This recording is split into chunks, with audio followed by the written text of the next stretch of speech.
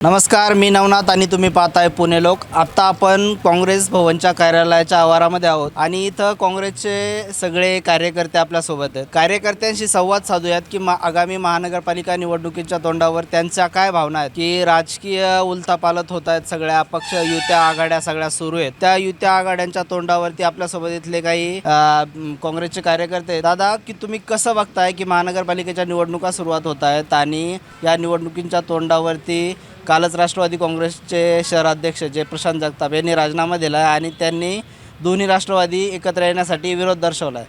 आणि आत्ता काल बंटी पाटील यांच्यासोबत अजितदादांचं बोलणं झालं आहे की ते महाविकास आघाडीमध्ये येण्यासाठी इच्छुक आहेत। तर त्याच्यावरती तुम्ही कसं बघता? हा विषय जो आहे, आघाडी व्हावी की नाही व्हावी, हा प्रदेश पातळीवरचा विषय। जे वरिष्ठ जे नेते आहेत ते बसून हा विषय संपवतील की आघाडी करायची का नाही करायची। पण स्थानिक कार्यकर्त्यांची भावना अशी आहे की सगळ्यांनी काँग्रेस हा पक्ष देशातला राजकीय सर्वात मोठा पक्ष आहे, तो सर्व जागी सर्व निवडणुका या पक्षांनी लढवल्या पाहिजे।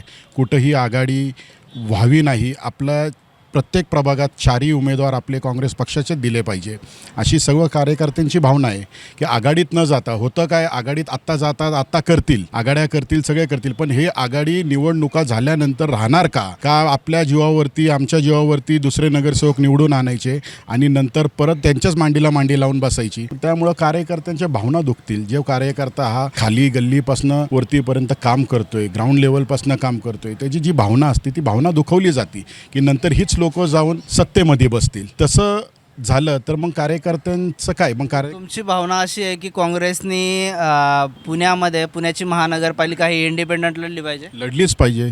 प्रत्येक कार्यकर्त्याला न्याय मिळेल, यातून प्रत्येक कार्यकर्त्याला उमेदवारी मिळेल, पंजा जो आहे तो शेवटच्या माणसापर्यंत जाईल। पण हा जो निर्णय ते शहर काँग्रेसचे अध्यक्ष व प्रदेशची पातळीवरती जी लोक ठरवतील तो सर्व कार्यकर्त्यांना मान्य आहे। आतमध्ये सुद्धा हीच भावना आहे का? म्हणजे ज्या काही गुप्त मीटिंगा होतात काँग्रेसच्या आणि त्याच्यामध्ये सुद्धा हीच भावना येते का समोर की काँग्रेसने पुणे महानगरपालिका ही इंडिपेंडंट लढली पाहिजे?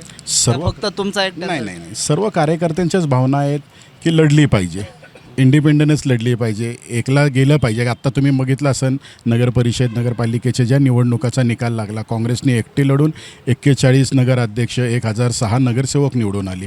ही काँग्रेसची ताकदच आहे ना। महाविकासमध्ये तेवढी ताकद नाही आहे ना काँग्रेसची, कारण आता आपण बघतोय की पुण्यामध्ये बीजेपीचं किती मोठं वर्चस्व वाढत चाललं आहे आणि त्याला तोंड द्यायचं असेल तर समविचारी पक्ष सोबत आले पाहिजे असं माझं म्हणणं असं लोकांच्या भावना असतात। नाही, खरंच जर बीजेपीची एवढी मोठी ताकद आहे मग बीजेपीला आयाराम का घ्यावा लागतात ते, या त्या पक्षातली लोक का फोडून घ्यावा लागतात? त्यांची ताकद आहे का खरीच? हा खरं म्हणजे तर त्यांनी याचा विचार केला पाहिजे बीजेपीने स्वतः। बीजेपीची ताकद नाही, मग आयाराम तिकडे जातात कसं काय? हा पण विषय आहे ना। मग त्यांनी त्यांच्या निष्ठावंत कार्यकर्त्यांना डावलून जर ते आयारामला बोलवत असतील आणि त्यांना घेऊन जर त्यांच्या जीवावरती निवडणूक लढवत असेल तर गेल्या महानगरपालिकेची 2017च्या निवडणुकीमध्ये 105 नगरसेवक जर विरोधी सत्ताधारी पक्षांचे म्हणजे भाजपचे जे निवडून आले होते त्यातले 60% हे तर काँग्रेस, राष्ट्रवादी, मनसे, शिवसेना यातलेच होते। त्यांचे स्वतःचे तरी कुठं होते? त्यांची ताकद खरंच जर आहे तर त्यांनी मग स्वतःचेच उमेदवार लढवले पाहिजे ना। इथले तिथले उमेदवार का घेतले पाहिजे? आपले पक्ष दुसरे पक्ष हे का फोडले पाहिजे? ही फोडायची गरजच नाही। बीजेपीची सध्याची रणनीती सध्या अशी दिसते आहे की